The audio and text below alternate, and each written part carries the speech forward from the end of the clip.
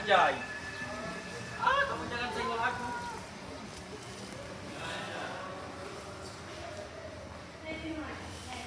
Makasih. Oke, makasih ya. Ya.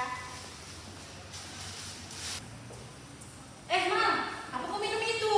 Minuman, sebeli tadi sama Anissa. Berapa harganya? 10.000. Itu by the way halal nih kak. Halal gila, bukan dari atau babi nih. Maksudku saya toh, kehalalan produk toh bukan berarti kalau misalkan ini bukan anjing atau babi toh, kok bisa dibilang kayak ih ini halal nih gitu ya. Itu toh, apa lagi namanya? Kalau misalkan dari cara pembuatannya juga tidak halal toh, nah itu juga bisa terkategori sebagai produk yang haram gitu ya. Kayak misalkan contohnya kayak gelas yang udah pakai toh, mungkin udah pernah dijilatkan sama anjing atau gimana dan sebagainya gitu ya. Jadi toh untuk memastikan ini produk halal toh kita tanya misalnya Nisa bagaimana dia beli bahan-bahan bakunya, terus bagaimana juga alat-alatnya toh. Mari nih kita tanya dia. Oke. Ayo.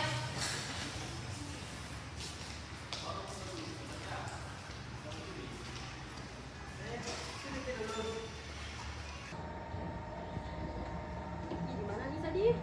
Tahu kan Nisa? Nis, itu Anissa. Itu ya, Anissa. Kasihan kita cari dari tadi. Kenapa? Dari Anissa. Pak itu tadi dari Anissa. Oh, kau yang menjual produk ini kak? Iya, sama Mima. Oh, ini tuh tadi waktu Nirma gak mau minum, saya tanya tuh, bang, Nir ini halal nih kak? Terus dia bilang sih malah dia tidak tahu. Soalnya dia bilang ini halal karena ini bukan babi ataupun anjing, hewan yang diharamkan kan. Nah, tapi menurutku toh, apalagi namanya kehalalan produk itu bukan dilihat dari segi dia berupa daging babi kah atau daging anjing kah begitu toh. Jadi sama saya kan ini cara prosesnya ini bagaimana toh kan belum ada apa logo halalnya. Nah ini bagaimana apakah dia prosesnya sudah halal memenuhi kriteria kehalalan produk atau belum gitu sama tanya sama kau. Tapi mohon maaf sebelumnya karena kita ini cuma mau memastikan sih gitu ya. Enggak apa-apa sih. Ini tuh memang ini kemasannya itu ada produk halal, tapi menjamin nih kehalalannya itu karena bahan pembuatannya ini kayak sudah ada sertifikat halalnya, contohnya seperti kayak ini. Kayak susunya ya, nih? ya, sudah ada logo halalnya, terus juga bumbu halalnya juga ya, bumbu coklatnya sudah ada logo halalnya, jadi kayak dijamin ini kehalalan produknya toh, tapi memang tidak ada di sini anunya logonya belum bisa daftarkan. Kenapa kau tidak daftarkan ini produkmu toh ke SJPH saja biar kau dapat sertifikat halal gitu ya? Nah itu enggak sebelum tuh saya cari di internet bagaimana caranya ini daftarkan logo halalku bagaimana atau kau tahu kan caranya? Oh ada itu, saya pernah belajar toh ada beberapa langkah yang bisa kita lakukan toh untuk mendapat jaminan produk halal begitu ya SJPH. Oke teman-teman, jadi ini untuk mendapatkan sertifikat halalnya Ada beberapa langkah yang harus diperhatikan dan juga yang harus dilakukan. teman-teman bisa menyimak penjelasan di video berikutnya. Ada beberapa cara yang dapat dilakukan untuk mendapatkan sertifikat halal. Sertifikat halal melibatkan 3 pihak yaitu BPJPH, LPPOM MUI sebagai lembaga pemeriksa halal atau LPH, dan MUI. BPJPH melaksanakan penyelenggaraan jaminan produk halal. LPPOM MUI melaksanakan pemeriksaan kecukupan dokumen, penjadwalan audit, pelaksanaan rapat auditor, penerbitan audit, memorandum, penyampaian berita acara hasil audit pada rapat Komisi Fatwa MUI, dan MUI melakukan komisi fatwa menetapkan kehalalan produk berdasarkan hasil audit dan menerbitkan ketetapan halal MUI. Nah, teman-teman bisa lihat di sini ada alur yang dapat dilakukan oleh pemilik produk untuk mendapatkan sertifikat jaminan halal. Nah, untuk penjelasannya itu sebagai berikut. Sebelum melakukan pendaftaran sertifikasi halal, perusahaan harus sudah menerapkan sistem jaminan halal atau SJH yang sesuai dengan regulasi pemerintah dan juga HAS 23.000. Untuk menerapkan SJH yang sesuai, perusahaan perlu memahami terlebih dahulu kriteria dari SJH yang dipersyaratkan dalam HAS 23.000. Penjelasan singkat mengenai kriteria SJH dalam HAS 23.000 dapat dilihat di sini. Nah, HAS 23.000 disusun berbasis tematik sesuai dengan proses bisnis perusahaan. LPPOM MUI menyediakan buku HAS 23.000 tematik untuk perusahaan yang ingin memahami lebih dalam tentang persyaratan sistem jaminan halal. Buku tersebut tersedia dalam berbagai bentuk cetakan dan juga e-book yang dapat diakses dan juga dipesan. Perusahaan juga dapat mengikuti pelatihan SJH yang diselenggarakan oleh lembaga pelatihan SJH yang kompeten. Pendaftaran sertifikasi halal diawali dengan pengajuan permohonan STTD ke BPJPH. Informasi terkait pengajuan permohonan STTD dan dokumen yang dipersyaratkan oleh BPJPH dapat ditemukan dalam laman www.halal.go.id. Selanjutnya, perusahaan agar memilih LPPOM MUI untuk pemeriksaan kehalalan produk. Pendaftaran ke LPPOM MUI dilakukan secara online menggunakan sistem CEROL SS23000 melalui website mereka.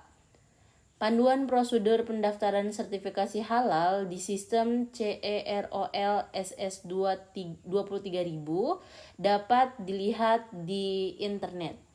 Di sistem online CEROL SS23000, perusahaan itu perlu mengisi data registrasi, data fasilitas, data produk, data bahan, data matriks bahan dan juga data matriks produk, serta mengunggah sejumlah dokumen yang dipersyaratkan. Dokumen yang perlu diunggah oleh perusahaan untuk proses pemeriksaan kehalalan produk lebih lanjut adalah sebagai berikut. Nah, di sini ada beberapa bagian. Yang pertama ada ketetapan halal sebelumnya untuk kelompok produk yang sama atau khusus registrasi, pengembangan, dan juga perpanjangan. Yang kedua ada manual, secara manual dalam sistem jaminan halal atau SJPH. Nah, ini khusus untuk registrasi baru. Kemudian yang ketiga, ada status atau sertifikasi sistem jaminan halal terakhir. Nah, yang keempat, diagram alir proses produksi untuk produk yang didaftarkan. Nah, untuk setiap ini berlaku untuk setiap jenis produk. Yang kelima, pernyataan dari pemilik fasilitas produksi bahwa fasilitas produksi yang kontak langsung dengan bahan dan produk termasuk peralatan pembantu tidak digunakan secara bergantian untuk menghasilkan produk halal dan produk yang mengandung babi atau turunannya, atau jika pernah digunakan untuk memproduksi produk yang mengandung babi dan turunannya, maka telah dilakukan pencucian 7 kali menggunakan air dan salah satunya dengan tanah, sabun, deterjen, atau bahan kimia yang dapat menghilangkan bau dan warna najis. Selanjutnya, daftar alamat seluruh fasilitas produksi termasuk pabrik, maklon, dan gudang bahan atau produk intermediate. Khusus untuk restoran, fasilitas yang diinformasikan perlu mencakup kantor pusat, dapur eksternal, gudang eksternal, dan tempat makan atau minum. Khusus untuk produk gelatin, jika bahan baku atau kulit tulang, kerongkongan, bone chips, dan atau osein tidak bersertifikat halal, maka alamat seluruh pemasok bahan baku juga harus dicantumkan. Dan yang ketujuh, adanya bukti diseminasi kebijakan halal. Dan yang kedelapan, bukti kompetensi tim manajemen halal seperti sertifikat penyelia halal, sertifikat pelatihan eksternal, dan atau bukti pelatihan internal. Nah, di sini daftar kehadiran, materi pelatihan dan evaluasi pelatihan. Khusus registrasi pengembangan fasilitas, diperlukan bukti pelatihan internal di fasilitas baru tersebut. Nah, dan yang kesembilan, bukti pelaksanaan audit internal SJH.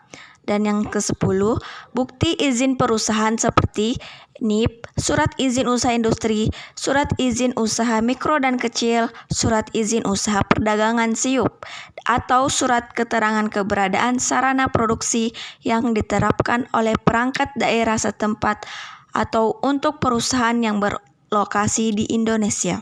Dan nomor ke-11, sertifikat atau bukti penerapan sistem mutu atau keamanan produk bila ada, seperti sertifikat HACCP, GMP, FSSC 22.000 untuk pangan, sertifikat Like Hygiene sanitasi untuk restoran dan jasa boga, cara pembuatan pangan yang baik atau disebut dengan CPPB, dan cara pembuatan obat yang baik atau disebut dengan CPOB, dengan cara pembuatan kosmetika yang baik dan sebagainya.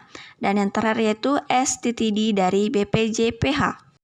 Oke, itulah tadi pemaparan materi mengenai bagaimana sih cara mendapatkan sertifikat jaminan produk halal dari kelompok 7. Apabila terdapat banyak kekurangan, kami mohon maaf yang sebesar-besarnya dan kami ucapkan terima kasih.